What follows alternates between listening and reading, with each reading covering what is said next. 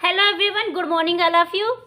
My YouTube channel में आपका स्वागत है। I hope doing great. Today video is very important. जो इम्परेटिव सेंटेंस होता है, सो दोस्तों इम्परेटिव सेंटेंस को आपने देखा कि इम्परेटिव सेंटेंस हम कई प्रकार से करते हैं। जब हम किसी को ऑर्डर देते हैं, मतलब कि हम किसी को आदेश देते हैं। जब हम किसी को आदेश देते हैं तो क्या बोलते हैं, गो टू आउट या कुछ भी बोल देते हैं जब किसी को आदेश देते हैं। नेक्स्ट सेंटेंस आता है, हम किसी को एडवाइस भी देते हैं। एडवाइस देते हैं मतलब कि एडवाइस मतलब होता है सलाह देते हैं। किसी से निवेदन करते हैं, रिक्वेस्ट करते हैं। जब हम किसी से रिक्वेस्ट करते हैं तो उसमें भी हम क्या होता है, निवेदन। जब हम किसी से निवेदन करते हैं, रिक्वेस्ट करते हैं, ये सारे हमारे क्या आ जाते हैं, इम्परेटिव सेंटेंस होते हैं। तो ये सारे अपने डेली लाइफ में हम यूज करते हैं। जब हम किसी दोस्तों के या फ्रेंडों के साथ रहते हैं या किसी अपनी फैमिली में जब इनफॉर्मल बातें करते हैं, फॉर्मल बातें करते हैं तो इन सब चीज़ों का यूज नहीं करते हैं। लेकिन जब हम इनफॉर्मल बातें करते हैं तो हम वहाँ पे हम यूज करते हैं कि चले जाओ। जब हम कोई आपसे कुछ बोलता है, किसी से आप बहुत ही नाराज़ हो जाते हैं या गुस्से में होते हैं तो या किसी से, तो आप बोलते हैं ना चले जाओ, गेट आउट फ्रॉम। तो जब हम गेट आउट जब ऐसे बोलते हैं चले जाओ, गेट आउट, अगर हम फ्रॉम हियर लगा देंगे, क्या लगा देंगे, फ्रॉम हियर। फ्रॉम हियर का मतलब से होता है, फ्रॉम का मतलब से, हियर का मतलब यहाँ से फ्रॉम हियर। अगर हम इसी को लगा दें, दिस मोमेंट, क्या बोलेंगे, this moment. So friends, get out from here this moment, मतलब यहाँ पे हिंदी में ये हो रहा है कि चले जाओ यहाँ से। दिस मोमेंट का मतलब इसी क्षण, क्या बोले होता है, इसी क्षण। Get out from here this moment, इसी क्षण आप यहाँ से चले जाओ या इसी क्षण तुम यहाँ से चले जाओ। बहुत ही गुस्से में आप होते हो तो। नेक्स्ट है यहाँ से, तो क्या होता है, हमने ऑलरेडी बताया है कि यहाँ से को बोलते हैं फ्रॉम हियर। इसी पल या इसी क्षण को हम बोलते हैं दिस मोमेंट। क्या बोलते हैं, दिस मोमेंट। आप इसी को जब हम इसी को मान लो ऐड करते हैं, जब हम इस सेंटेंस को ऐड करते हैं तो क्या होता है कि get out from here this moment. आप गुस्से में ही बोलते हैं कि ये बोलेंगे कि get out from here this moment. क्या बोलेंगे, this moment. Get out from here this moment मतलब यहाँ क्या कह रहा है, इसका मतलब साफ है कि तुम यहाँ से चले जाओ, इसी क्षण इसी पल तुम यहाँ से चले जाओ जब हम गुस्से में होते हैं।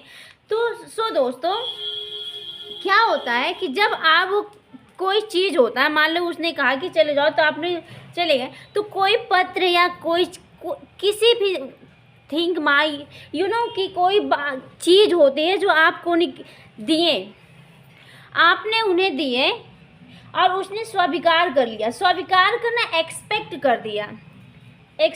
तो यहाँ पे ये जो देखो, स्वीकार करना दोनों ही एक ही है। स्वीकार करना, ये भी स्वीकार है और ये भी स्वीकार है, ठीक है। क्या है, एक्सेप्ट करना। एक्सेप्ट का मतलब भी होता है स्वीकार करना। एक होता है एक नॉलेज। क्या होता है, एक नॉलेज। एक नॉलेज का मतलब होता भी है स्वीकार करना। एक्सेप्ट का मतलब भी होता है स्वीकार करना, एक नॉलेज का मतलब भी होता है स्वीकार करना। सो फ्रेंड्स, इसका मतलब है कि कोई बात आपने कही, उसे एक्सेप्ट कर लिया गया। कोई बात राम ने श्याम से बोला, कोई भी एनीथिंग्स, कोई भी बात उसने बोला और श्याम जो थे उन्होंने एक्सेप्ट कर लिया। तो यहाँ पे अगर मान लीजिए, एक नॉलेज का यूज हम कहाँ पे करेंगे। एक नॉलेज का मतलब भी होता है स्वीकार करना एंड एक्सेप्ट का मतलब भी होता है स्वीकार करना।